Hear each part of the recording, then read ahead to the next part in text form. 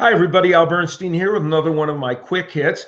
On this one, we're going to talk about a very special topic to me personally, and that is the induction this week that will happen in the International Boxing Hall of Fame. A great group of people being inducted into that hall, and I have personal connections with virtually all of them. They're a terrific group, and the weekend's festivities at the International Boxing Hall of Fame will be very much an exciting event for them and for all the fans that come there. I'll be on hand there, so if you come by, I want you to come say hello to me. Let's talk about the people who are in fact being inducted this year. It's an amazing class. First of all, Evander, the real deal Holyfield, former undisputed and cruiserweight and heavyweight champion of the world. And that's saying something. Not too many people, if anyone, can make that statement. He was a terrific fighter. I was privileged to do the fight in which he won the heavyweight title from Buster Douglas. I also did his first fight with Evander with Riddick Bowe, and covered his career throughout its long tenure. And he's a fantastic fighter and a great guy as well. Then there is Marco Antonio Barrera, the baby-faced assassin, who, along with Manny Pacquiao and Eric Morales and Juan Manuel Marquez, made up what I consider to be the second four kings after Hearns, Hagler, Leonard, and Duran. Because in the early 2000s, those four fighters created memorable, fantastic fights that were on a par with what the previous four kings had done. His trilogy with Eric Morales might be the best trilogy in the sport of boxing ever. And then there's Johnny Tapia, who of course is no longer with us, but posthumously gets inducted into the Boxing Hall of Fame. Johnny had a tempestuous and sometimes difficult life, but as a human, as a guy, I've never dealt with anyone nicer. I've never dealt with anyone more ingratiating. The only issues Johnny created for the most part were issues for himself. And with his problems, the problems with drug abuse were at the top of the list. Johnny always showed a resiliency that was amazing. Now, when Johnny left the sport, I did a number of Johnny's fights early in the sport before he was a world champion. When he left the sport, he was gone for several years, literally on the streets at a certain point. From that, managed to come back, win a world title. I did that fight in Albuquerque, New Mexico. It was one of the most emotional nights I've ever seen or been a part of in the sport of boxing. Here's the fascinating thing to me. Johnny Tapia was a better fighter when he came back from those years of abuse and horrendous difficulties. He was a better fighter when he came back than he was prior to that. That's almost astonishing. And so I'm going to be very happy to see Johnny Tapia. His wife, Teresa, will be on hand. I'll be happy to see him get into the Boxing's Hall of Fame. And for some folks outside the ring, Jerry Roth, who, of course, I've also known for many years here in Las Vegas, a very fine ring judge who has judged some of the most important fights in history over more than 3 decades. Jerry is well deserving of this honor, and it'll be a joy to see him go into the Boxing Hall of Fame. A delayed entrance to the Boxing Hall of Fame, in my opinion, one that comes much later than it should, but I won't rain on the parade because we just want to feel joy for him. Jimmy Lennon Sr., a man who has helped define the art of ring announcing. Of course, you know his son, Jimmy Lennon Jr., who has been already inducted into the Hall of Fame and will be on hand at the ceremonies to accept on behalf of his dad. Jimmy Lennon Sr.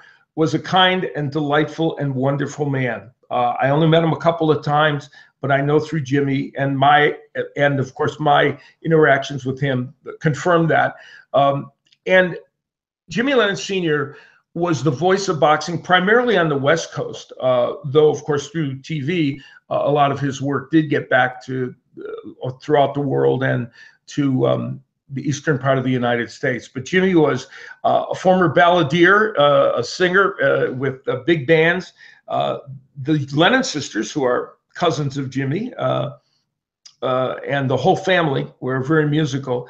And he brought that same kind of showmanship to ring announcing. And he's a great guy, and we're happy that he will be going into the Hall. And now two people who are very special to me, and watching them go into the Hall of Fame will be feel much like when I was inducted in 2012. It'll feel that good to me. First, my friend Barry Tompkins, who has been a broadcaster for 4 decades in sports and has done boxing throughout pretty much all that time. He was a voice of boxing at HBO, voice of boxing at ESPN, where I worked with him for 8 years, Fox, and now back with me, a teammate at Showtime, where he does the Showbox series and also Show Extreme fights. And so it's delightful that we get to work together again. Barry is the consummate professional. He's a terrific broadcaster who doesn't allow his personality and his glibness and his excellence to overshadow the event he's covering. He uses it to enhance that event. And to me, that is the sign of a great sportscaster. That's something we don't always see in today's world of sportscasting. He's very funny. His irreverent sense of humor, often on display. Once many years ago, we were doing a fight at the Blue Horizon, which is an arena in Philadelphia that is long in the tooth, shall we say. And when Barry came on camera for the open of the show, he said, "Hi, everybody, and welcome to the Blue Horizon, a place that reeks with boxing history." Actually, it's just a place that reeks. Well, not everybody was thrilled with that. It was very funny. Barry is a man who made my life a joy for 8 years when I worked with him at ESPN. We traveled around the country, did well over 40 shows a year, and we were inseparable. And watching him go into the Boxing Hall of Fame will be one of the true joys of my life. And I can say exactly the same thing about the next gentleman who will be honored, and that is the estimable Steve Farhood. Now, Steve is really being honored and put into the Boxing Hall of Fame for multiple reasons. Yes, he's a fine broadcaster who I worked with at ESPN doing shows, and who has been the voice of Showbox on Showtime since 2001, and has imprinted that series with his own personality and his own color, and has been the heart and soul of that series. But beyond that, Steve Farhood is also a superb writer who edited 2 of boxing's most iconic magazines, Ring Magazine and KO Magazine. And he is also one of the best historians of the sport. You know, I joked in my book that I may play a boxing historian on TV, but I'm not really one. Well, Steve Farhood is really one. He knows everything about the sport of boxing. He's the guy I go to when I actually need to know boxing. And I'm going to say something else. When I want to listen to somebody as an analyst do boxing, I want to hear Steve Farhood. He is honest, he is fair, he is informational, and he does the sport in a way that very, very few have ever done it. Steve also happens to be, like Barry, one of my best friends in the world.